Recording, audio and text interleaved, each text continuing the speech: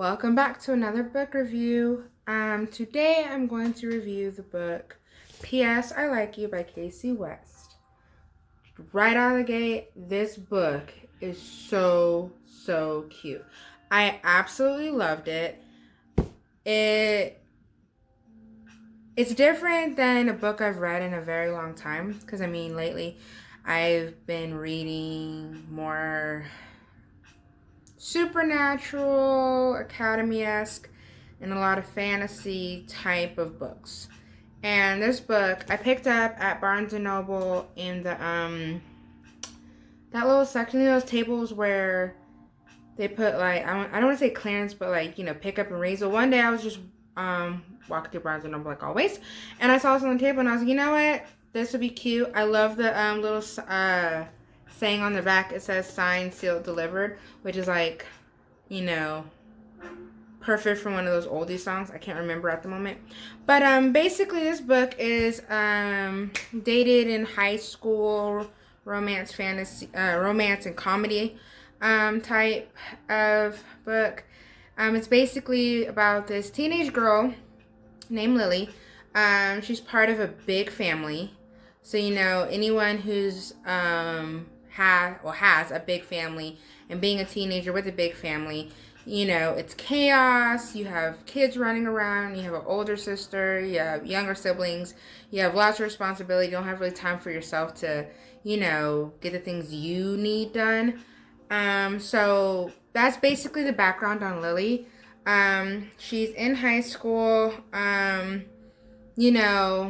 outcast, has a good friend, and then, like any girl, she's just sitting in class one day, bored, and decides to write a lyric on a desk. And then, she goes about her day, dreaming to be a famous music writer and, going to the ins and outs of high school, with the bully type of character, the jock who's obnoxious to her, her being an outcast, she just really sticks to her, one friend and then deals with family. She's, kind of by herself, having that idealist guy that she thinks is the perfect match for her. And, I'm kind of just painting a picture of what kind of the background of the book is. Well, she goes to that same class that she wrote the lyric on the desk, and she realizes someone has finished it. This random mysterious person has basically responded to her. So it gives me kind of, the Lake House vibes of that movie with Sandra Bullock and Keanu Reeves, where she and this mysterious pen pal go back and forth discussing life, music, and of course, naturally, she starts realizing she's falling for this mysterious person. And then she, embarks on the journey of trying to figure out who this mystery person is. I like it because, with technology nowadays, you don't see or read or watch movies or shows where they kind of take it back to the simple-esque of communication. Writing each other letters, writing each other, on a desk. So I think it's cute, it's refreshing, and it is, and you know how some books say it's a comedy, but it's not. This book, honestly, while I was reading it, it made me laugh. It wasn't all mushy gushy like most romance books. It was like after I finished it, I found myself saying, "Wow, that was cute." And not in like a cheesy, sarcastic way. Like, it was really a cute story. I love the way that Kasie West unraveled the mystery of the person. It wasn't just like, oh, pitter patter, climax, all this extra stuff just to figure out who the pen pal is. You kind of get a sense as the story progresses who the mysterious pen pal is.